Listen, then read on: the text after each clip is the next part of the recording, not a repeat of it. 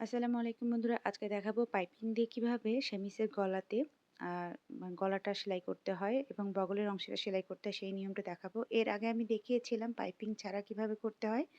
আজকে দেখাবো পাইপিং দিয়ে কিভাবে করতে হয়। প্রথমে আমি পাইপিং এর কাপড়টাকে কেটে নিচ্ছি, একটা স্কোয়ার শেপের কাপড় নিয়ে নিয়েছি।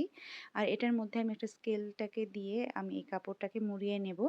নিয়ে এই যে স্কেলটাকে বের করে ফেলবো, করে এই স্কেল বরাবরই আমি এই কাপড়টাকে সুন্দর করে দাগ দিয়ে নেব। অর্থাৎ ১ স্কেল পরিমাণ চওড়া নিয়ে আমি পুরো কাপড়টাকে দাগ দিয়ে দেব। আর এই দাগ বরাবরই কিন্তু আমি কাপড়গুলোকে টুকরো, টুকরো করে কেটে নেব। এতে করে আমার পাইপিং এর কাপড় রেডি হয়ে যাবে, যেটা দিয়ে আমি সেমিসের গলাতে পাইপিং লাগাতে পারবো। আপনারা কিন্তু এই নিয়মে পাইপিং কেটে যেকোনো পোশাক তৈরি করতে পাইপিং ব্যবহার করতে পারেন। এই নিয়মে কাট করলে পাইপিং এর কাপড়গুলোর চওড়াটা এবং চওড়াটার মানে আগাগোড়া সমান হয় এবং খুব সহজেই কিন্তু কেটে ফেলা যায়। বাঁকা হওয়ার সম্ভাবনা থাকে না। এভাবে আমি এই পাইপিং এর কাপড়গুলোকে জোড়া লাগিয়ে নেব। এই যে দেখুন কত সহজে আমি পাইপিং এর কাপড়গুলো কেটে নিয়েছি। এই যে এবার এটাকে আমি এভাবে আ মানে জোড়া লাগিয়ে নিচ্ছি। আর জোড়া লাগিয়ে নেওয়ার পরে এই কাপড়টা দিয়েই কিন্তু আমি সেমিসের গলা এবং হাতার অংশে পাইপিং লাগিয়ে নেব।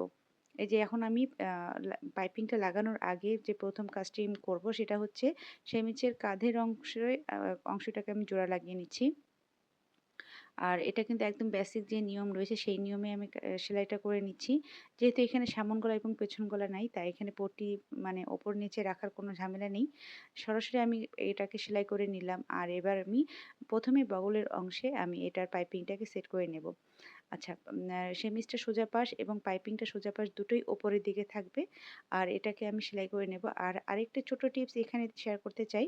সেটা হচ্ছে আপনারা যখন পাইপিং এর কাপড় সেট করবেন, তখন পাইপিং এর কাপড়টাকে হালকা টেনে, টেনে সেট করবেন। এতে করে যখন পাইপিং এর কাপড়টাকে মুড়িয়ে সোজা পাশে বসাবেন বা উল্টো পাশে বসাবেন, যে পাশে আপনারা পাইপিং এর কাপড়টাকে মুড়িয়ে বসাতে চান না কেন, তখন কিন্তু খুব সুন্দর মানে সহজে রাউন্ড হয়ে বসে যাবে। এই যে দেখুন একদম ফিনিশিং এর সাথে কিন্তু পাইপিং এর কাপড়টাকে মুড়িয়ে গিয়ে বসে থাকবে। তখন দেখতে সুন্দর লাগবে। আর সেম নিয়মেই কিন্তু আমি আ মানে কাপড়টাকে ২ বার মুড়িয়ে নিয়ে সোজা পাশে বসিয়ে দিয়েছি। দিয়ে তারপর আমি সাইড ঘেঁষে সেলাইটা দিয়ে দিচ্ছি। সেম ভাবেই আমি অপোজিট মানে বগলের অংশটাকেও সেলাই করে নিয়েছি। এবার গলার অংশটা সেলাই করে নেব। এখানে একটু বিষয় দেখাতে চাচ্ছি।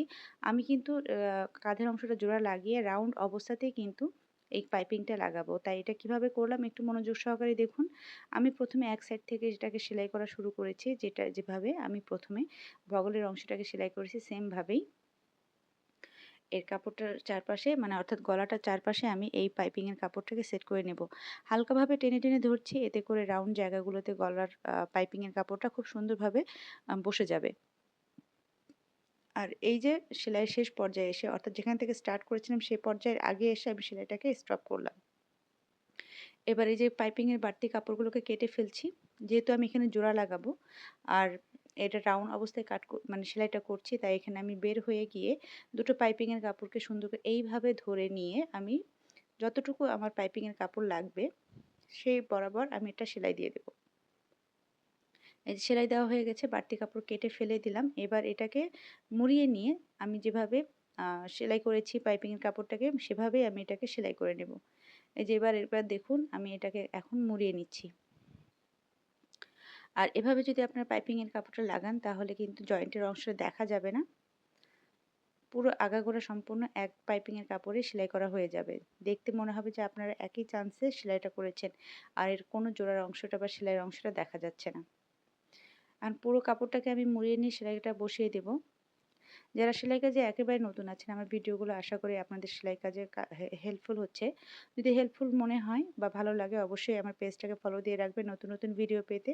আর যদি ইউটিউব থেকে দেখে থাকেন অবশ্যই আমার চ্যানেলটাকে সাবস্ক্রাইব করে রাখবেন।